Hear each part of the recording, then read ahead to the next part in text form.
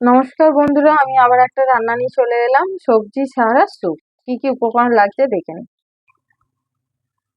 দেখুন, পরিমাণ মতন বাটার দেবেন, রসুন কুচি, কাঁচা লঙ্কা কুচি, গোলমরিচের গুঁড়ো, দুটো পেঁয়াজ কুচিয়ে নেবেন এইভাবে ছোট ছোট করে। আর বাড়িতে যদি নরম মাংস এভাবে থাকে নিয়ে নেবেন। আর কুসুম ছাড়া সাদা অংশটা নিতে হবে। আর পরিমাণ মতন নুন, আর 2 চামচ মতন কর্নফ্লাওয়ার।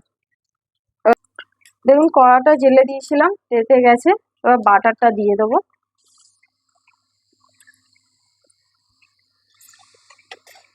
দেখুন, রসুন কুচি দিয়ে দেবো, কাঁচা লঙ্কা কুচি দিয়ে দেবো।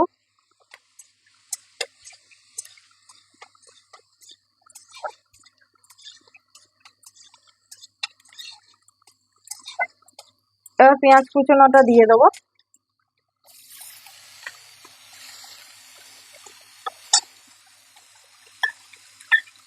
এবার মাংসটা এভাবে ছোট ছোট করে কিমা করা আছে, এটাও দিয়ে দেবো। এবার ভালো করে নাড়াচাড়া করে নিতে হবে।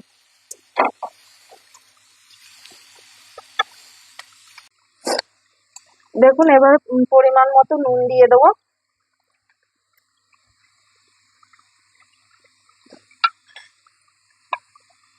সামান্য একটু গোলমরিচের গুঁড়ো দিয়ে দেবো, দিয়ে আবার ভালো করে নাড়াচাড়া করে নিতে হবে।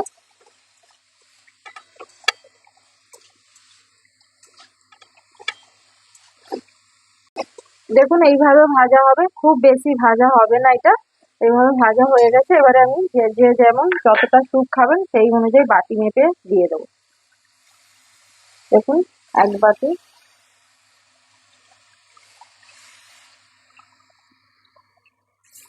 দেখুন, 3 বাটি দেবো। অল্প একটু রেখে দেবো, যেহেতু কর্নফ্লাওয়ারটা গুলবো।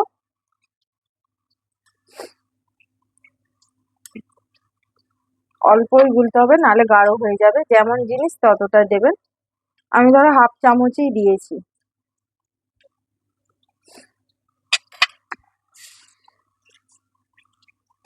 দেখুন, এবার ঢেলে দেবো এটা।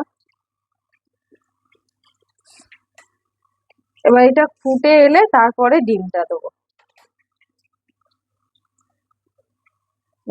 দেখুন, এবার ফুটে উঠেছে। এবার আমি ডিমটা আস্তে আস্তে করে দিয়ে দেবো। দেখুন, এইভাবে দেবো, একবারে পুরো ঢেলে দেবেন না।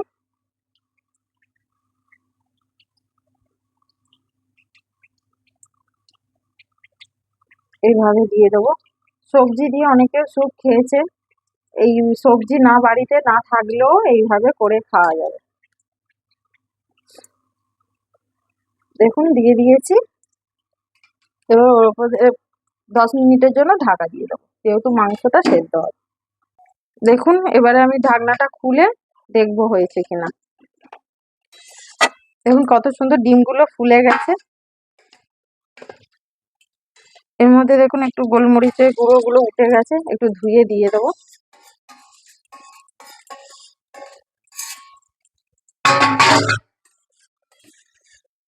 আপনারা কেউ কেউ প্রেসারেও করতে পারেন, সবজি হলে প্রেসারে করলেও ভালো। দেখুন, অল্প একটু গোলমরিচের গুঁড়ো আছে, আমরা যেহেতু ঝাল খাই তাই এটা দিয়ে দিচ্ছি। দেখুন, কালারটা কত সুন্দর এসে গেছে। দেখুন,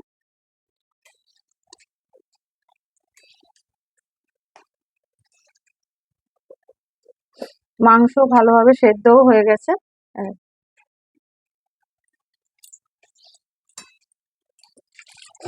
এবারে গ্যাসটা বন্ধ করে দেবো।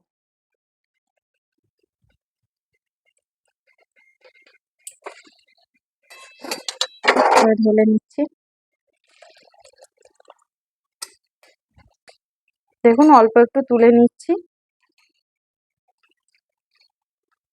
আমরা এখন এটা খাবো। দেখুন, কত সুন্দর কালার হয়েছে।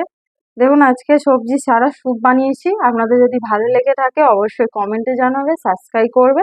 আর নতুন নতুন রান্নার জন্য অবশ্যই কমেন্টে জানাবে। নমস্কার।